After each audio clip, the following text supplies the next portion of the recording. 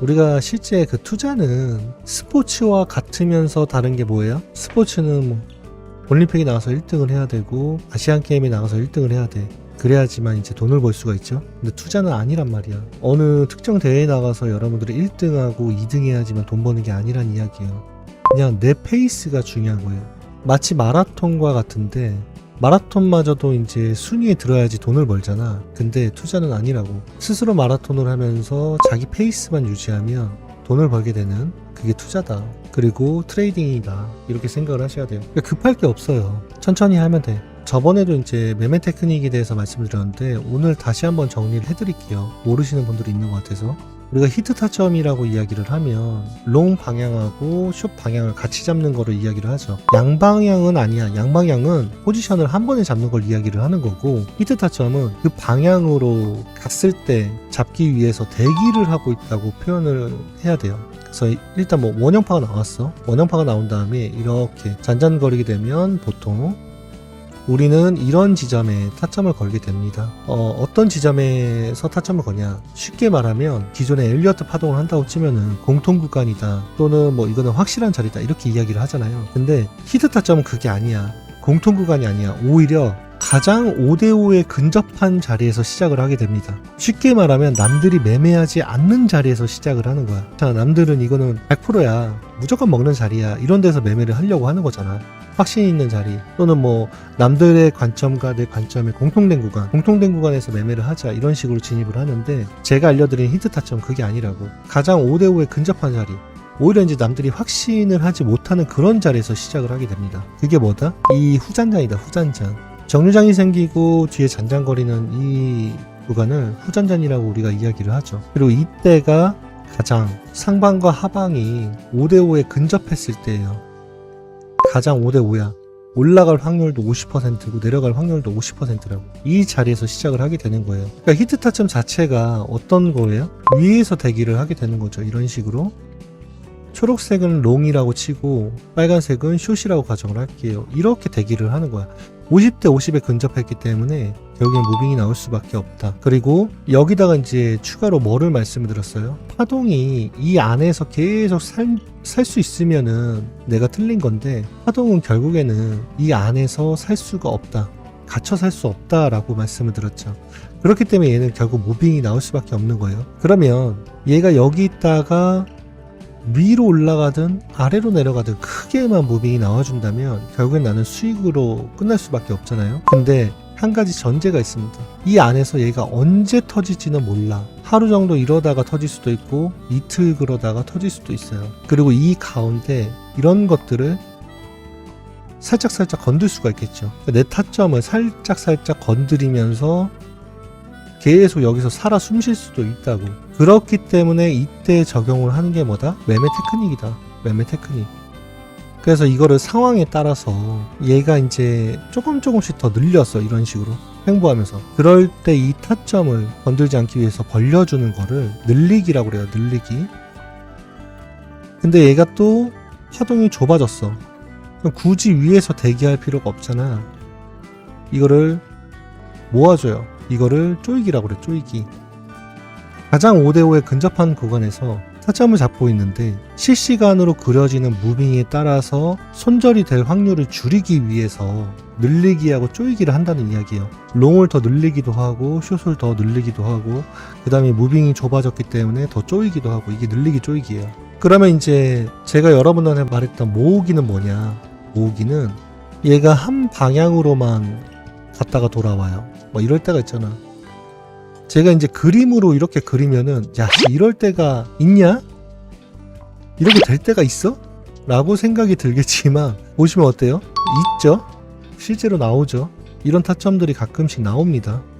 진짜 나와, 신기하게도. 자, 그러면은 이때 숏에 대한 그런 타점은 건들지 못하고 상방에 대한 타점만 자꾸 건들고 돌아왔잖아요. 그러면은 이때는 일단 이렇게 봐야 돼. 숏에 대한 타점은 굉장히 좋은 거예요. 얘를 안 건드렸기 때문에 건드리는 순간 팍 쏟아질 수가 있단 말이죠. 하지만 롱에 대한 타점이 잘못된 거예요. 롱에 대한 타점이 여기가 굉장히 거친 구간인 거야. 쉽게 말하면 사람들이 매매를 많이 하는 구간인 거예요. 그렇기 때문에 이거를 피해 주는 거야. 근데 위로 늘릴 수는 없잖아. 위에도 마찬가지니까. 그렇기 때문에 숏으로 당겨주는 거예요. 타점을 모아주는 거지.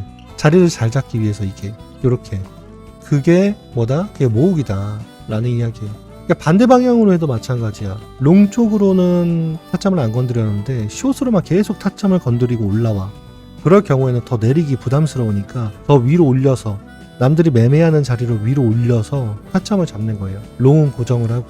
이게 모으기다 라는 이야기예요. 그래서 제가 말씀드리는 거는 히트 매매에 대한 매매 테크닉을 말씀을 드린 거고, 그렇기 때문에 여러분들이 잡는 타점하고 제가 잡는 타점이 다른 거예요. 그러니까 뭐 그런 거 있잖아. 어저께 뭐 덕커가 이런 관점을 이야기를 하더라. 그래서 매매를 했는데 실제로 나는 손절이 한 20번은 나온 것 같은데 덕커가 매매를 하는 거 보니까 한 3번 정도밖에 안 나갔네? 왜 그러지? 그런 생각이 들 수가 있어요. 그게 뭐 때문이다? 이런 것 때문이다. 늘리기, 조이기, 모으기를 했기 때문에. 근데 이제 주의할 사항이 있는데 그게 뭐냐? 늘리기, 조이기, 모으기를 한다고 해도 얘가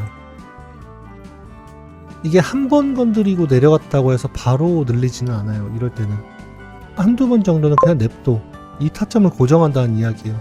근데 그거를 좀 자주 건든다 라고 생각이 들었을 때 그때 이제 늘려가는 거예요. 이런 식으로. 이거를 주의하셔야 돼요. 너무 막 바꾸면 안 돼. 그래서 보통 이 히트 매매를 할 때는 언제가 있냐, 3개의 정류장이 있다고 했죠. 3개의 정류장이 있는데 정류장 후에 후잔잔이 뜨거든 히트 타점, 히트 매매를 한다.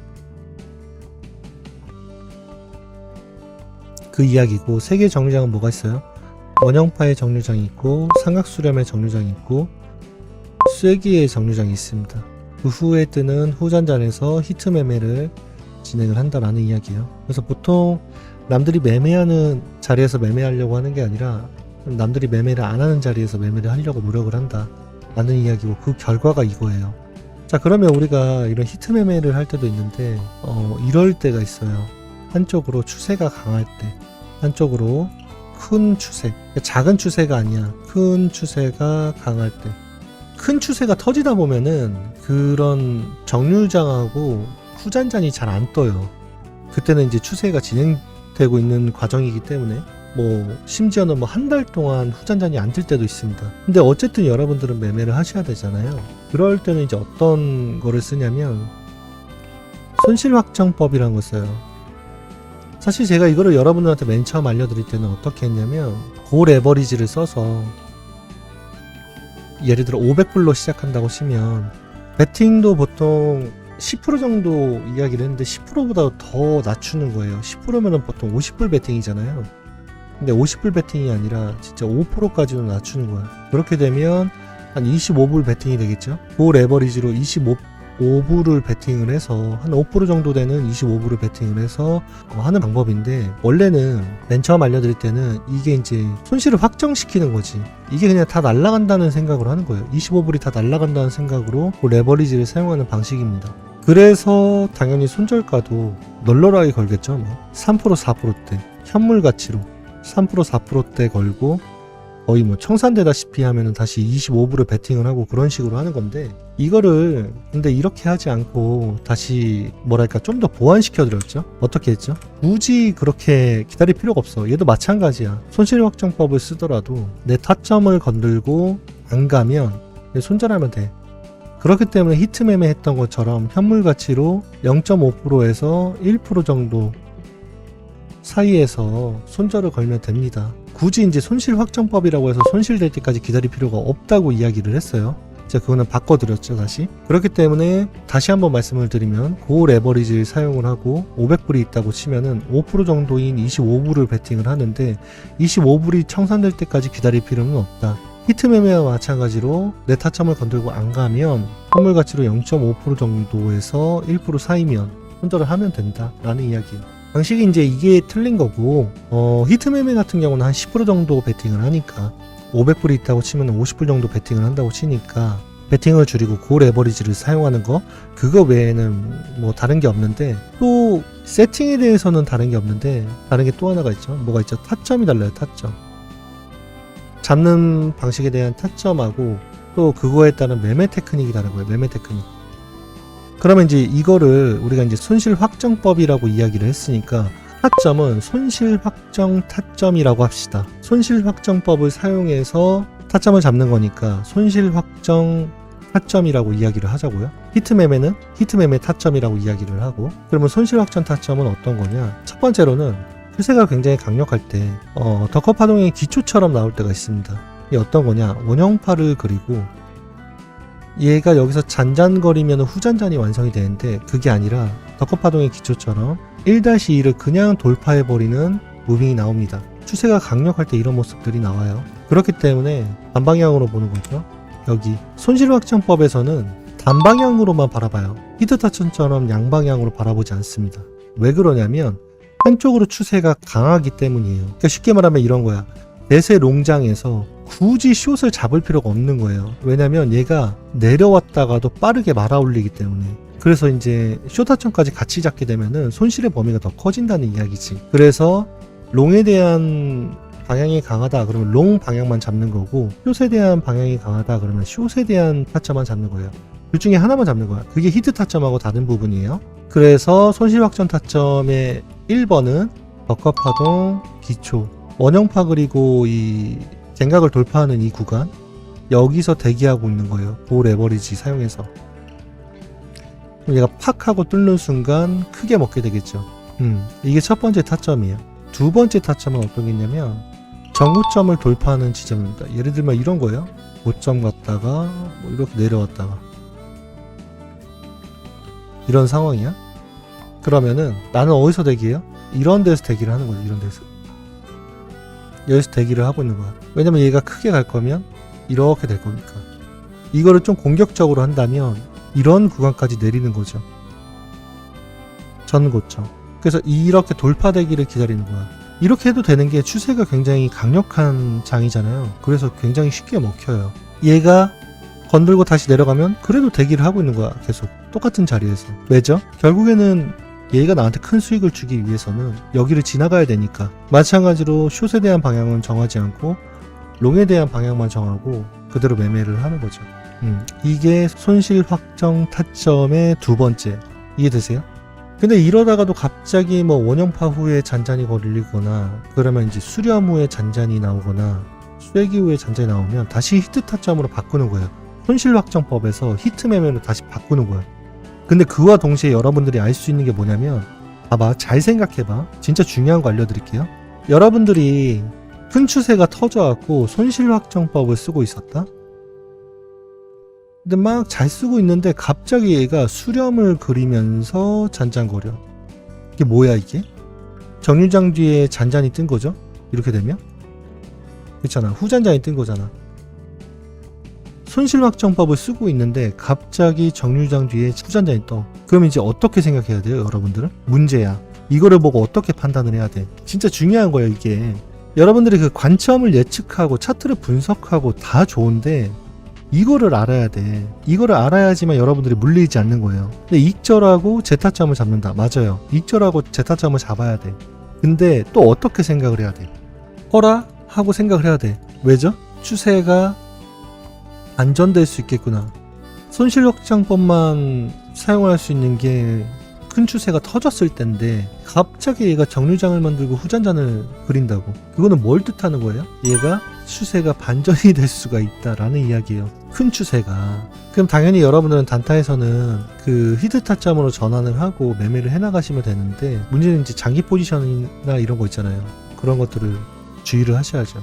좀 이따가 이거는 추가로 또 설명을 드릴게요. 아무튼 그렇습니다. 그렇게 두 가지 방식을 사용을 한다. 그거를 이제 교대해 가면서 사용을 한다라고 보시면 돼요. 보통 이제 손실 확정법을 쓸 때는 저는 뭐 알트코인도 마찬가지예요.